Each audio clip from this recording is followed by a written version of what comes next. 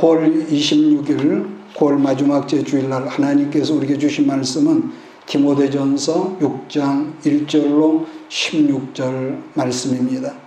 그래서 오늘 말씀의 제목을 가능성의 삶으로 살지 말고 말씀을 붙드는 삶으로 살자, 이런 말씀의 제목을 붙였습니다. 우리가 여러 번 말씀을 나눴습니다만 디모데 성경은 바울이 믿음의 아들 디모데에게 목회는 이렇게 하는 거라는 내용으로 1장은 기억하시죠? 말씀에 충성하는 종이 된다. 두 번째는 기도하는 생활에 집중하는 그런 삶을 살라. 세 번째는 사람을 적절하게 세우면 교회는 건강하게 되고 발전 부흥하게 된다. 그 다음에 네 번째로 4장은 세워진 사람들을 말씀과 기도로 성장을 시켜야 한다. 그리고 5장은 계속해서 사람에 관한 말씀인데 관계에 대해서 말씀하죠. 특히 관계에 대해서는 이 언어, 옛날이나 지금이나 우리가 말을 잘못함으로 말미암아 얼마나 낭패가 있고 또 말을 또 좋게 함으로 말미암아 얼마나 그 유익이 있거든요. 반면에 오늘 디모데전서 6장은 우리가 마지막 장이기 때문에 여러 메시지가 이 한 장에 섞여 있는데 오늘 말씀은 메시지는 믿음의 이 선한 싸움을 하라인데, 다음 시간은 돈인 이 재물의 문제를 한 번 더 살피고 디모데 성경을 좀 덮으려고 그럽니다. 12절 말씀 보면은 믿음의 선한 싸움이라고 그러는데, 믿음의 선한 싸움이라는 이런 말씀하는 걸까요? 영적인 싸움인 마귀와 싸우는 것도 맞는 말이지만은 한 걸음 나가서 내가 내 믿음, 자기 믿음을 지키는 것도 맞는 말이죠. 만약 이런 것이었다면 우리는 엉망으로 살 거예요. 여러분, 우리가 하나님께 부르심을 받은 것은 사실 이 싸움 때문에 부르심을 입었다는 거죠. 어떤 싸움이든지 싸움이라고 하는 것은 여러분 치열해서 불이 생기지 않습니까? 하다못해 우리가 추운 날 박수를 손뼉을 치면은 여러분 손바닥이 불처럼 뜨겁다고 하듯이 우리가 어떤 싸우고자 하면 선한 싸움이든 악한 싸움이 싸우면은 뭐죠? 불이 생기죠. 부정적이든지 긍정적이든지. 그런 점에서 예수 믿는 사람은 뜨뜻미지근하면 안 된다는 것은 성품적인 것을 우리가 조용하다고 할지라도 그 사람을 가까이 가면은 그 사람의 혹구나 성령의 뜨거움과 믿음의 열정이 있더라 하는 그런 말을 우리가 피차에 들어야 한다고 믿습니다. 그러면은 우리가 잘 싸우려면 어떤 기준, 무조건 싸우는 것이 아니라 어떤 기준이 있는데, 어떤 기준이라는 어떤 분명한 목표가 여러분 있어야 하는데요. 우리가 아는 대로 지금은 이 시기적으로 대통령 선거가 불과 이제 몇 달이 남았는데, 사람마다 특히 국회에서 여러 가지 시스템을 바꾸되 특별히 제왕적 제도를 바꾸자, 이름의 내각제를 지금 말하는 분들이 있는데요. 그런데 여기서 중요한 것은 그 어떤 탁월한 시스템을 바꾸고 아무리 새롭게 바뀌어도요, 뭐가 있느냐? 첫째는 나라를 사랑하고 자기 민족을 여러분 섬기고 사랑하는 분명한 이 사명적 기준이 없으면은요, 아무리 어떤 특별한 어떤 이 법을 세워도요, 결국 뭡니까? 말장난뿐이라. 청와대에 들어가기 전에는 별 달콤한 소리를 다 하지만 일단 그 자리에 들어가면은 엉뚱한 소리 하고요. 한 예로 여러분 1차 대전이 끝나고 독일이 패망을 했거든요. 엄청난 많은 사람이 죽었다고 그랬습니다. 그 전쟁이 끝나고 많은 사람이 죽고 난 다음에 다시는 이와 같은 불행이 이 땅에 있어서는 안 된다고 하면서 이름하여 여러분 혹시 학교에서 배웠는지 모르죠. 베르사유 조약을 맺고 그 다음에 그들이 알고 있는 모든 법 체계와 모든 시스템, 곧 헌법을 새롭게 바꿨다고 그래요. 그 헌법 이름이 지금도 세계적으로 유명한 뭡니까? 이 바이마르 헌법이라고 해요. 여러분 나중에 뭡니까? 인터넷에 바이마르 헌법. 그러니까 보세요. 그런 최고의 법과 시스템을 바꿨는데도 어떤 사람이 여러분 나타나냐 하면은요, 여러분 인류사의 돌돔 악당 누굽니까? 히틀러가 나타난 거죠. 그러니까 지금 이 현 정권인 우리 민주당 정권에서 소위 국민을 위한답시고 여러 가지 헌법을 지금 만들고 지탄을 받고 야권에서도 반대를 하지만서도 근데 중요한 것은요, 만들 수는 있죠. 근데 지금 말씀드린 대로 그분들이 국회의원이기 때문에 어떤 탁월한 어떤 법을 만들지라도 중요한 게 있습니다. 만드는 당사자의 국회의원들과 그 행정직, 사법부 모든 이런 이 사람들이 변하지 않으면은요, 사람이 바뀌지 않으면은 어떤 법을 만들어도 뭔가 그나물의 그 밥이라는 말이 거기서 나온 거죠. 마찬가지로 교회도 마찬가지입니다. 누차 이 결과에 대해서 지난 시간 말씀했는데요. 자, 어떤 교회가 큰 교세를 이루었다. 아주 카리스마가 강력해서 목사님으로 말미암아 교회가 엄청난 이런 그 부흥을 이뤘다 할지라도요, 첫째는 지도자나 교인들, 그러니까 결론적으로 사람이 바뀌지 않으면은 목사란 직분, 장로란 직분, 그게 무슨 자랑거리가 하나님께 되겠냔 말이에요. 이것은 어떤 특정인이 아니라 여러분과 내게도 해당이 될 거야, 안 될까요? 내가 아무리 설교를 멋지게 달콤한 말은 다 갖다 붙일지라도 내가 변화되니까 옛날 그대로 있으면은요, 그 뭐가 되겠냔 말이에요. 자, 본문 성경 11절 말씀 보면은 너 하나님의 사람아 이것들을 피하고 의와 경건과 믿음과 사랑과 인내와 온유를 따르라, 여러분 그랬거든요. 디모데후서 4장 3절로 4절 보면은 때가 이르리니 사람이 바른 교훈을 받지 아니하며 귀가 가려워서 자기 소욕을 따를 스승을 많이 두고 또 그 길을 진리에서 돌이켜 허탄한 이야기들을 따라간다는 그런 말씀이 있습니다. 여러분, 이런 점은요, 마지막 시대를 살아가는 여러분도 나도 우리가 항상 주의해야 하는데, 하나님 말씀을 들을 때에 가장 중요한 것이 뭐냐 한다면요, 말씀을 들었으면, 말씀을 선포했으면 그 말씀 때문에 고민하는 자세가 있어야 하고, 여러분 변화하려고 하는 고민이 우리에게 있어야 한다는 거예요. 동의하십니까? 예. 자, 그러나 요즘은 보세요. 유튜브를 들어가 보면은 그 수많은 여러분 그 말씀을 있는데, 가급적이면은 자기 비유에 맞는 자기 뜻을 맞춰주는 그런 말씀을 찾아다니면서 사람들이 말씀을 듣고자 한다는 거예요. 자, 그런 점에서 사람마다 예수를 믿기 때문에 그러겠지만은 말씀을 추리고 골라서 듣는다는 것은요, 사실 하나님 앞에서 슬픈 일입니다. 언제가 그랬나요? 우리가 성경 강해가 좋다는 것은 어떤 때 어떤 장은 축복하는 말, 어떤 말은 징계하고 때리는 말, 환난 주는 말, 아주 무서운 말씀도 있거든요. 그런데 사람들 특징은 그 부정적인 어두운 그런 찬양도 안 하려고 그러고 그런 말씀도 건너뛰는 거죠. 가급적이면 자기에게 이런 달콤한 말, 그러니까 본문에서도 사사로운 자기 사욕을 쫓을 스승을 많이 둔다고 우리가 아까 성경을 봤는데요. 여러분, 또 한 가지는 나를 변화하려는 것은 아주 인색해. 그러니까 자기에 대해서는 굉장히 간용하면서 다른 사람들은 굉장히 현미경을 가지고 여러분 뒤드는 사람이 있는데요. 그런데 또 한 가지, 아까 말씀드린 자기 귀에 듣기 좋은 말을 따라가게 하는 그 사이비 중에서 대표적인 이단이 있죠.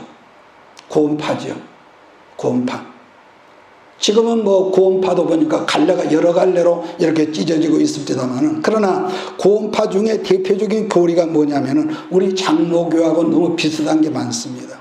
그게 뭐냐면은 하나님의 구원하심을 악용하는 건데, 예를 든다면 우리가 예수를 믿어서 구원함을 받고 나면은 이제는 예수를 믿음으로 더 이상 회개할 필요가 없어. 이게 그들의 핵심 교리란 말이에요. 다시 말하면은 예수님 십자가에서 나를 위해서 저주를 받아 죽어주심으로 우리들 과거의 죄나 현실이나 미래의 죄도 예수님이 이미 다 용서해 주셨기 때문에 더 이상 회개한다면은 너는 예수를 지금 안 믿고 있는 거야. 안 믿고 있는 거야. 그러니까 사실 액면 그대로는요, 틀리지 않고 이 말이 맞는 말입니다. 맞는 말이거든요. 그러니까 문제는 죄에 대해서 회개는 더 이상 필요 없기 때문에 죄 문제에서는 자유롭게 살라는 교리인데, 사실 우리 예수를 믿어서 구원을 받음으로 정죄의 신분에서 이제는 무슨 신분이 됐습니까? 정죄의 신분에서 의의 신분이 됐기 때문에 정죄받는 그 하나님과 원수관계에서 이 화목케 하는 예수 그리스도의 십자가의 제물에 이 헌신이 있었기 때문에 우리는 그 정죄에서만큼은 해방은 이미 받았습니다. 그래서 우리는 죄의 종이 아니라 의의 종이라고 성경은 분명히 말씀하고 있지만은, 근데 지난번에 말했지만 여러분과 내가 육신을 입고 있는 이상은요, 우리는 여전히 이 땅에서 죄의 영향권 아래에서 지금도 살고 있다는 것을 우리는 부인할 수가 없습니다. 사도 바울 같은 위대한 사람도 로마서 성경을 마무리하면서 이미 구원을 받아서 위대한 성령의 사람으로 복음을 증거하는 전도자로 살면서도 어떤 고백을 하고 마무리하냐면은 죄의 소욕이 자기 안에서 올라오는 어떤 죄인지 모르지만은 자기 안에서 올라오는 죄의 소욕이 자기를 사망에 있는 곳으로 끌고 간다는 그 엄청난 그런 위대한 사도가 고백을 했다는 거예요. 다시 말하면 구원을 받았고 의의 신분을 하나님께 인정을 받았음에도 불구하고 계속 이 싸움이 여러분 있다는 것을 바울 같은 그런 위대한 사람도 자기 안에 이런 게 있다고 그 부끄러운 고백을 자기가 한 거예요. 자, 그런데도 구원파는 이 싸움을 부정하죠. 부정하기 때문에 솔직히 객관적으로 얼마나 편하게 예수를 믿냔 말이에요.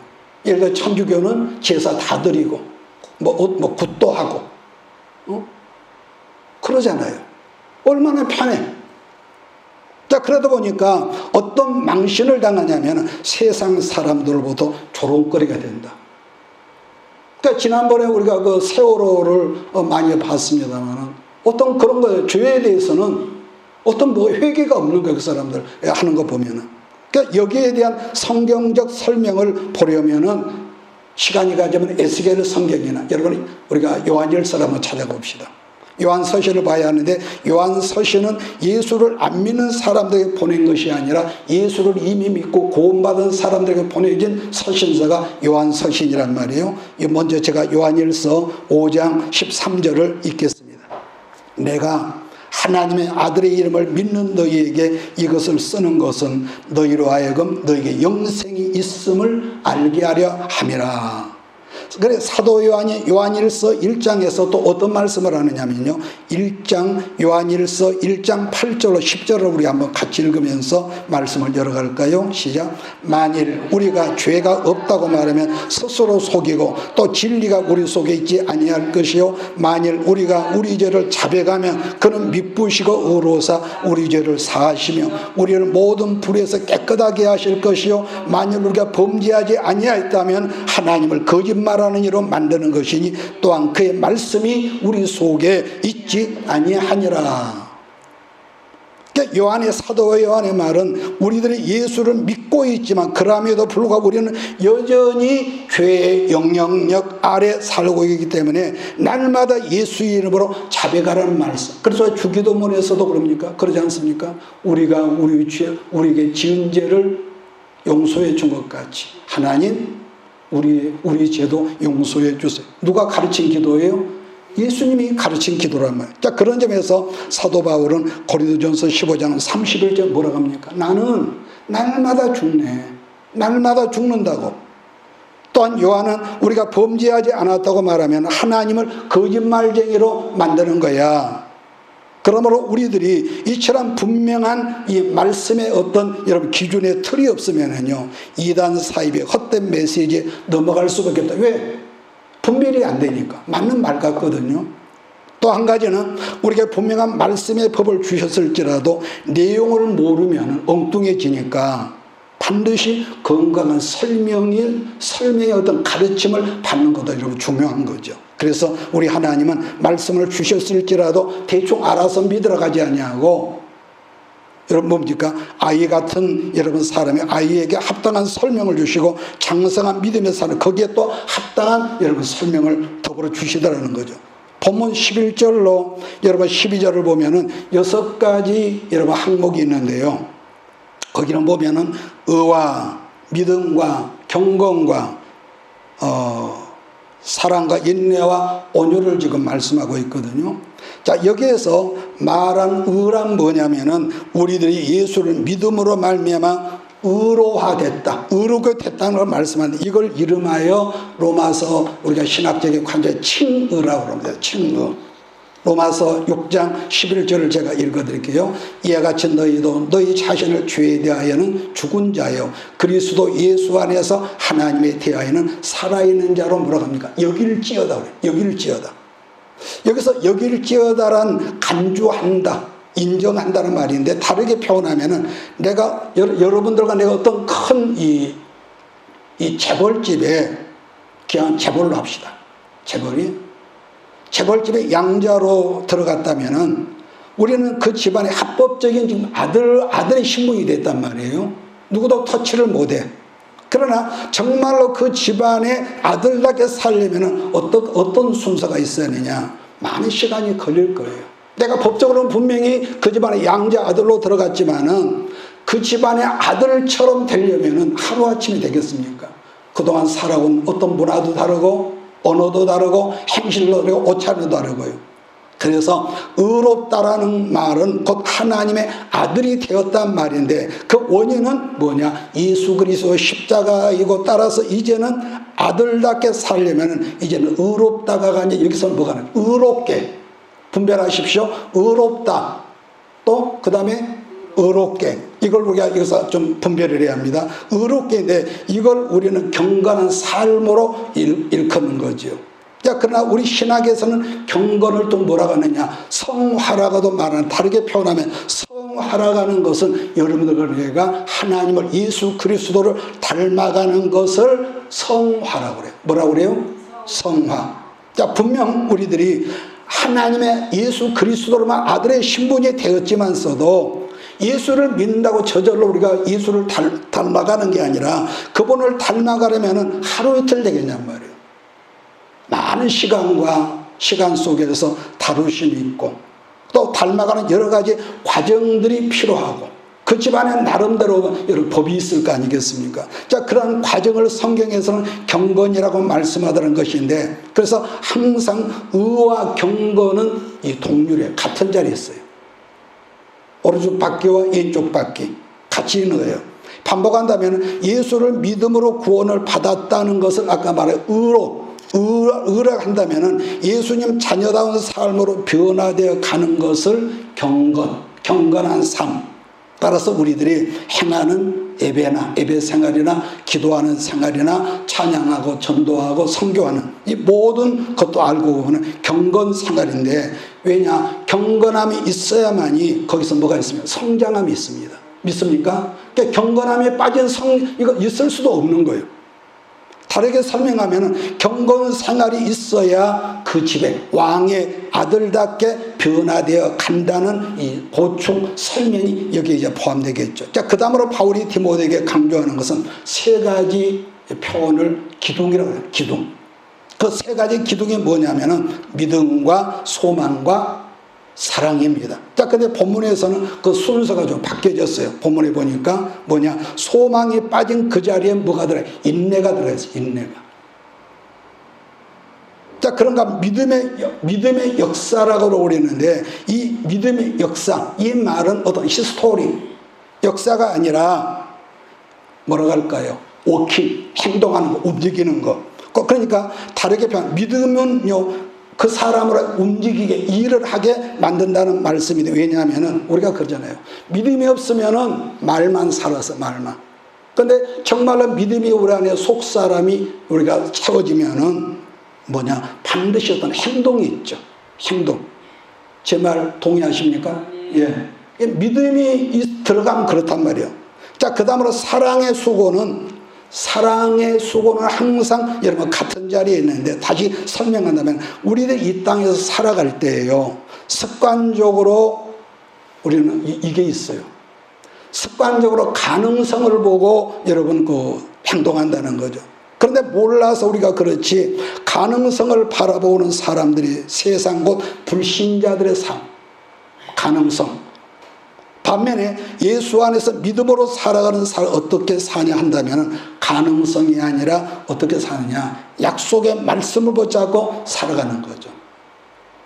가능성, 약속의 말씀.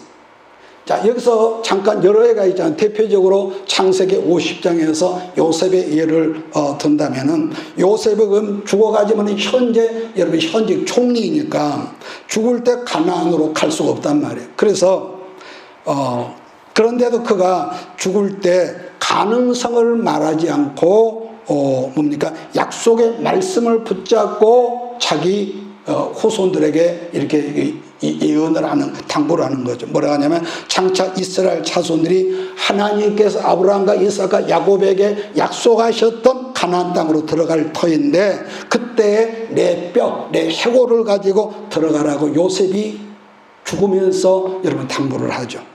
그러니까 이 말은요, 창세기에서 그 옛날 요셉의 증조부 누굽니까? 아브라함에게 하나님께서 말씀하실 때, 네 후손들이 이방 땅에서 몇 대 만에 나온다고 그랬느냐? 400년이라고 언급하셨지만은 몇 대라고 기억하십니까? 4대 만에. 그럼 여기서 우리가 퀘션이 있거든요. 여러분, 한 대를 30년이라고 해보면은 400년, 약 430년이라고 하겠는데, 430년이라면 최소한도 그래도 14, 15대는 됐을 텐데, 왜 여기서 4대 만에 너희가 이방 땅에 나온다? 저는 옛날에 참 이게 풀리질 않았어요. 왜 4대 만이라고 굳이 그렇게 언급을 하셨을까? 그랬는데, 그게 바로 제가 나중에 보니까, 이스라엘이 출애굽할 때에 요셉의 해골을 가지고 앞장서서 여러분 나올 때에 그걸 여러분 4대만이라고 하나님께서 말씀하셨다는 것인데, 그러니까 요셉의 죽는 자리에서 그 약속을 기억을 하고 있었다는 거예요. 기억을 하고. 그러므로 말세를 살아는 우리들 역시 언제나 가능성으로 사는 것이 아니라 뭘로 살아? 약속의 말씀을 믿음으로 우리가 돼야 한다. 약속의 말씀으로 살라.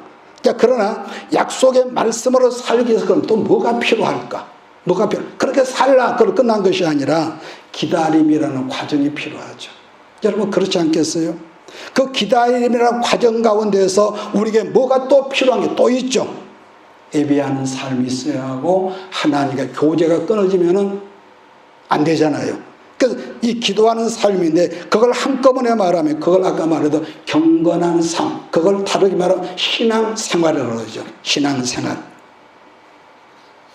자, 그런데 보편적으로 자기가 잘난 사람들이 있거든요. 겁나게 잘난 사람들은, 이런 사람들, 남보다 유식하다거나 남보다 아주 똑똑하다, 그런 사람은요, 뜻밖의 여러분 신앙하고 교회 생활이라도요, 이상하게 그런 사람은요, 믿음이 더 없다는 특징이 있어요. 머리가 잘 돌아가는 사람. 왜냐? 그런 사람에게는 왜 그럴까? 가능성이 너무 잘 보이니까. 제 말 이해하시겠습니까? 말씀보다 믿음보다도 자기 생각에 가능성이 더 빨리 보이는 거예요. 자, 그런데 여러분, 성경을 본으라면은 가능성으로 된 일이 하나라도 있더냐 말이에요. 아브라함이 100살에 아들을 낳은 것이 가능했을까요? 소경이 눈을 떴다? 안진맥이 회복됐다? 죽은 사람이 살아났다? 아니, 처녀가 아들을 낳았다. 이게 가능성으로 본다면은 가당치한 이 소리냔 말이에요. 여러분, 그러나 언제나 약속의 말씀을 붙들면은 똑같은 믿음이라고, 그래서 흔들림이 없다. 어떻게 인간이 흔들리지 않겠습니까마는, 제가 늘 말하죠. 대나무는 그렇게 큰 나무, 자라다가 매듭을 만들고, 자라다가 또 매듭을 만들고, 만약에 대나무가 매듭을 만들지 않으면은 대나무는 그 바람에 견디지를 못할 거예요. 하나님도 그러신 것 같다. 우리에게 이 시련과 시험과, 내가 잘하려고 그랬는데 엎어지고 망하고 상처받고, 거기에서 이 나이테가 안에 생기고, 대나무보다 마디가 생기는 것이죠. 그래서 여러분, 그렇기 때문에 여러분, 중요한 것은 우리가 강단에서 말씀을 선포할 때나, 여러분이 말씀을 우리가 가정에서 여러분 묵상할 때나, 성경을 읽을 때, 이 말씀은 오늘 내게 주신 말씀이구나. 할렐루야. 그러면 그 말씀을 붙잡는 거예요. 그게 약속을 붙잡는 거거든요. 딱 그 다음에 살필 것은 사랑인데, 여러분 사랑은 우리가 뭐 뽀뽀해주고 보듬어주고 뭐 그런 것만 좀 생각하네. 그렇게 하지 말고 지난번에 말해 사랑에는 항상 뭐가 있느냐, 사랑에는 대가가 있어야 한다. 수고가 있고 책임지는 그런 게 있어야 한다. 자, 그러면 수고의 내용이 뭐냐 한다면은, 사랑은 뭐라고 그랬습니까? 뭘 덮는다고요? 모든 허물을, 여러분 허물이란 거 죄를 말하는데, 죄를 덮는다는 말씀인데, 베드로전서 4장 8절 말씀을 보면 무엇보다도 뜨겁게 서로 사랑할지니 사랑은 허다한 죄를 덮는다. 덮어버리면 안 보이잖아요. 덮어버리면 아내가 남편이 아내를 그냥 사랑하는 것이 아니라, 부부니까 뭐 사랑하지. 그런데 뜨겁게 사랑하면은 허물인 죄가 보일까요? 안 보인다는 거 아니겠습니까? 안 보인다는 거. 그래요. 사랑은 허다한 허물을 덮어주는 따뜻함 때문에 결국 부부가 서로 닮아가는 거. 그래서 옛날 어른들이 미운정 고운정이라고 그러죠. 미운정 고운정. 성경에서도 말씀하지만은 이 세상에 허물 없는 사람이 여러분 누가 있겠습니까? 그래서 디모데후서 3장 말씀을 보면 특히나 말세가 되면은 사랑이 없어지고, 그 다음에 사랑이 없어서 고통하는 때가 오는데, 사람을 사랑하는 것이 아니라 첫째 자기를 사랑하며, 두 번째 돈을 사랑하며, 또 사람 대신 요즘에는 그러죠. 우리가 푸른 길을 걸어가다 보면요, 멀쩡한 젊은 사람들이 꼭 개를 이렇게 보듬고 다니대. 나 이해가 안 돼. 유모 차에 태우고 다니. 아니 그게 잘못되다는 것이 내 어떤 관점으로는 이해가 안 되는 거예요. 이해가 안 돼. 그런데 여러분 또 뭐가 있냐면은, 사람 대신에 강아지를 이렇게 사랑하면서, 여러분 오늘날 우리 시대 이런 법 때문에 얼마나 부작용이 많냐면, 요즘은 예를 들면 누가 사람 뺨을 하나 때리면 벌금이 200에서 300만 원이거든요. 근데 강아지를 내가 발라면 차버렸다, 고양이를 차버렸다, 알아야 합니다. 1,500만 원이요. 얼마요? 1,000원. 그 다음에 감옥 3년, 2년에 3년 살아요. 이게 법으로 통과돼 지난번에. 그런 시대에 우리가 살고 있단 말이에요. 그런 시대에. 그게 사랑이 없으니까 부부 간에도 껄핏한 죽이고, 부모가 자녀를 죽이고 자녀가 부모를 죽이고. 여러분 그저께인가 여러분 그 동아일보를 보니까 이 부모가 이혼하고 나가버렸어. 그래서 할머니 할아버지가 어린 여러분 그 손자들 7살 먹은 아이와 5살 먹은 손자를 키웠는데, 이제 세월이 지나 보니까 고등학생들이 있단 말이에요. 이놈들이 날마다 그러니까 컴퓨터 하고 있으니까 이 노인 눈앞에서도 별로 안 좋게 보니 잔소리를 좀 했던 모양이죠. 그런데 이놈들이 그 할머니를 30몇 번을 이렇게 찔러가고 죽였어. 자, 그걸 볼 때에 정말로 참 기가 막히더라고. 어떻게 이럴 수가 있을까? 그러니까 자기 어떤 것에 안 맞으면은 짐승만큼 못한 짓을 하는 거예요. 자, 그 다음에 홍수가 끝난 다음에 여러분 그 포도 농사를 잘 지었던지 어느 날 노아가 포도주를 조금 많이 마셨던지 벌거벗고 추태를 부리는 그 장면이 있을 때, 세 아들 중에서 함이라는 아들이 누굽니까? 그 아버지의 허물, 완전히 이 술이 취하다 보니까 벌거벗고 이렇게 그 잠을 잤던 모양이죠.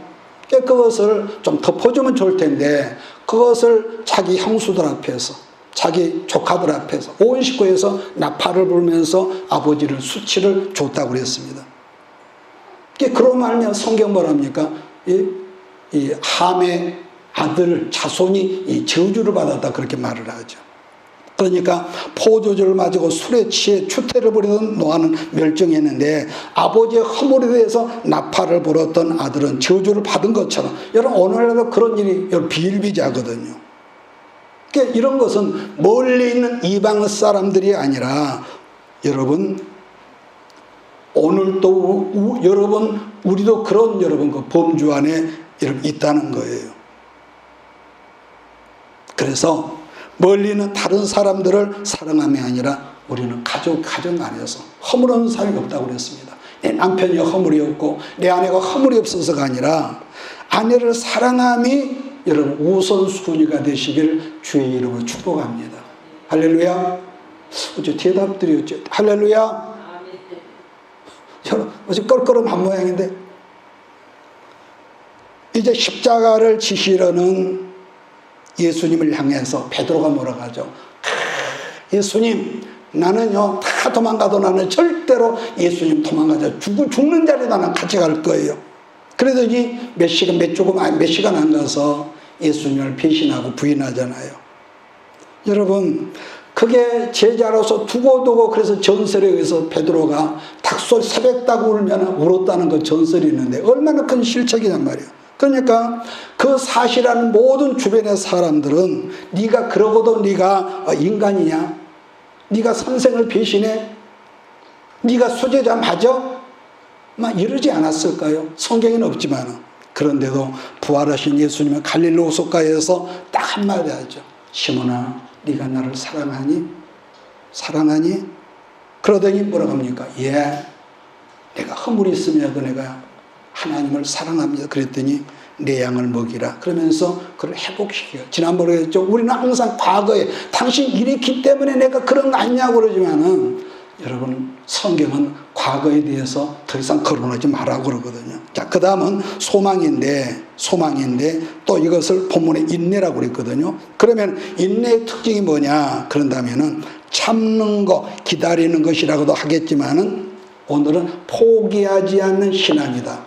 이렇게 한번 제가 말씀을 합니다. 그런데 이 말씀은 여기서 잠깐 말씀을 유턴해가지고 씨 뿌리는 비유 있죠. 마태복음 13장이나 누가복음 여러분 8장 성경을 보면은 씨는 뭐라고 합니까? 씨는 말씀이요. 씨가 뭐요? 말씀인데 씨가 뿌려지는 땅이 네 종류의 밭이 있다고 그러거든요. 네 종류. 자, 다른 거 다 놔두고 옥토에 대해 말씀하기를 예수님은 옥토는 좋은 땅인데 뭡니까? 돌도 뽑아져 나가고 또 가시떨기 나무도 뽑혀 나가고 보니까 땅이 아주 좋은 땅이 됐다는 거죠. 좋은 땅인데 곧 이 땅은 어떤 땅이냐? 우리들 마음밭이다. 예수님 말씀입니다. 즉 좋은 마음으로 말씀을 들었답니다. 여러분 우리가 말씀을 들을 때 어떤 게 삐딱한 것은요 그건 절대로 그것은 여러분 해롭습니다. 그리고 어떤 말씀을 또 하시냐면은 인내로 결실하는 자, 인내로 결심하는 자라고 말씀했는데 여러분 그래요. 결실은 결실의 대가는 그 인내인데 뭡니까? 오래 참음에 기다림이 없으면은 뭐가 없느냐? 너는 열매가 없어. 열매가 없어. 전 그런 까닭에 야고보 성경은 농부의 인내를 배우라는 말씀도 여러분 하거든요. 야고보서 5장 7절 그러므로 형제들아 주께서 강림하시기까지 길이 참으라. 보라 농부가 땅에서 나는 귀한 열매를 바라고 길이 참아 이름 위한 늦은 비를 기다리니. 그러므로 뭐든지 여러분 우리가 인내함을 배우지 못하면 결실의 때에 여러분의 결실의 때 열매가 없다는 것을 잊지 말기를 예수님의 이름으로 부탁을 합니다. 중요한 것은 인내하되 반드시 뭡니까? 그냥 견뎌야지 아니라 그 속에서 소망이 있어요. 소망을 두면은 엉뚱한 일들 속에 휘말리는 것도 우리가 생각해야 되겠죠. 그래서 생각해 보면은 우리는 지금까지요, 저를 보더라도 어떤 약속에 근거한 믿음의 결정을 한 것이 아니라 세상적인 가능성을 보고 결정한 것 때문에 지난 세월에는 얼마나 낭피한 일이 있었다는 거죠.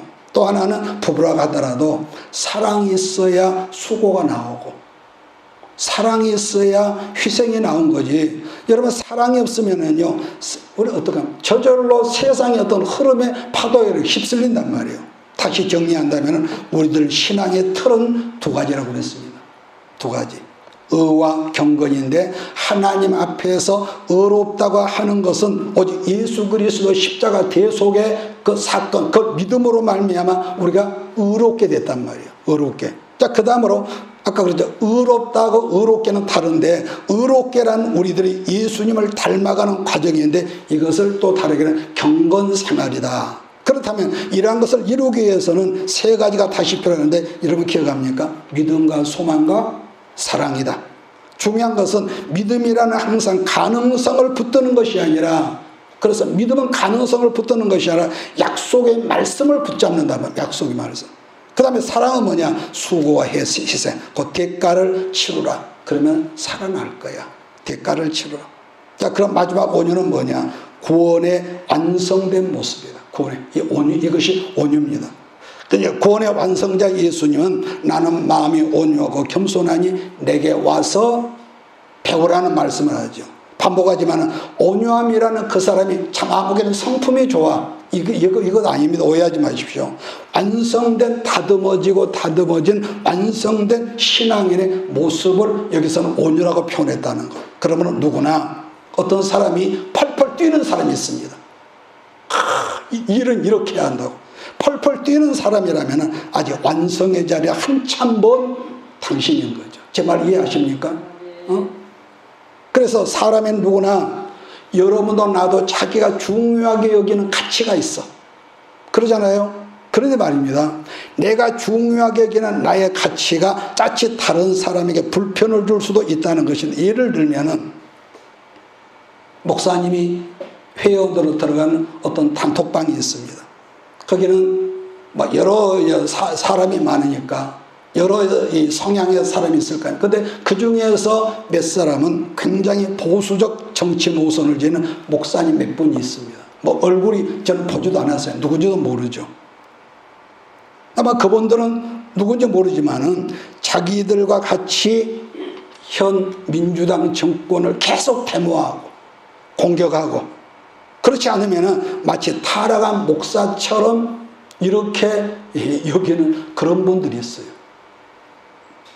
그러니까 이름하여 자기들은 신라시대 표현을 한다. 자기들은 성골이고, 그렇지 않고는 진골이고, 그것도 아니면 육도품이고, 이렇게 계급을 정할 것 같아요.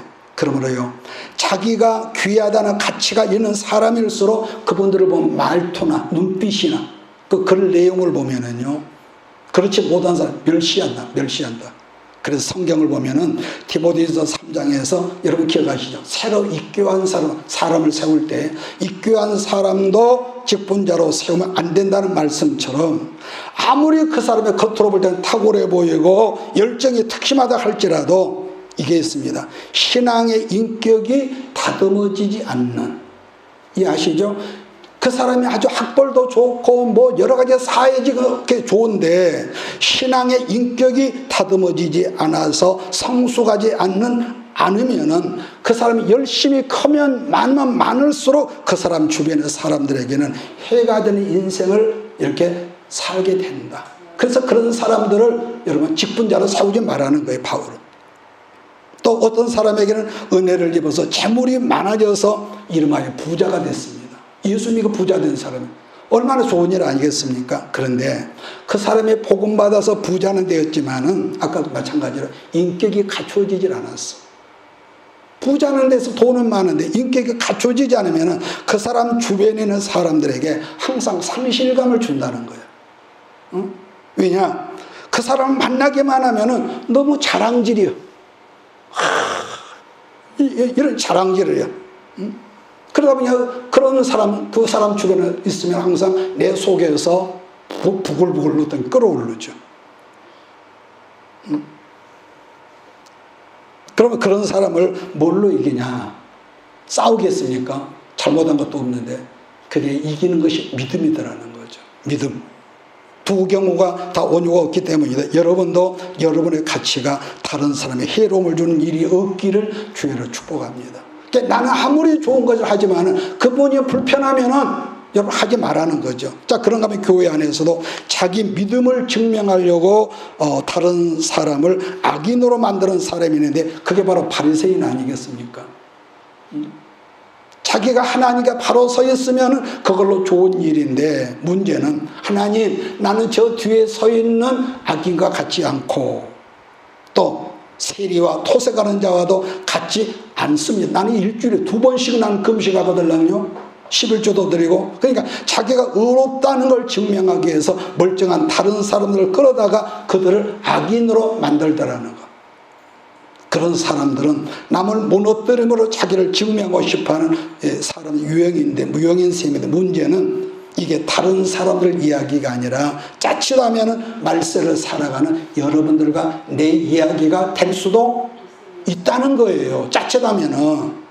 그러므로 온유란 그 사람에게 아무리 큰 능력이 부어지고 은혜가 부어진다 할지라도 다른 사람 피해가 되지 않은 인생을 사는 이런 사람들이다. 사실 우리들 주변에도 그 사람의 능력이 많고 축복을 많이 받은 것은 하나님의 교회에 덕이 된다든지 큰 유익이 되는 그런 경우 얼마나 많거든요. 그런데 어떤 사람 보면은 정말로 복을 받았고 은혜를 받아서 하는 일마다 나는 잘 돼요. 그런데도 그 사람 주변에 있는 사람들이 그 사람 때문에 피해의식을 가지고 불편해하고 불안해서 설명을 못하겠다는 그런 분들을 우리는 종종 만나지더라는 거죠. 왜 그러냐면은 그 사람은 좋다 나쁘다가 아니라 뭐가 없다? 온유함이 아직 이루어지지 않았다. 이렇게 아마 설명하는 게 가장 맞을 줄 압니다. 그러므로 여러분 마지막으로 잊지 말아야 하는 것은요. 신앙의 완성은 언제나 결정적인 것은 온유함에 있다. 중요한 것은 성품이 좋아. 이것하고는 전혀 다른 거죠. 말씀과 기도를 통해 성령으로 다듬어진 가지가 전부 다 잘라요. 이 뿌리가 파진 거. 그래서 예수님 마태복음 11장 29절 말씀하기를 나는 마음이 온유하고 겸손하니 그 다음에 나의 멍에를 메고 내게 배우라. 그리하면 너희 마음이 쉼을 얻으리니. 이게 우리들 궁극적인 신앙의 완성이라는 거예요. 저는 부끄러운 감정을 잠깐 하고 끝내겠습니다.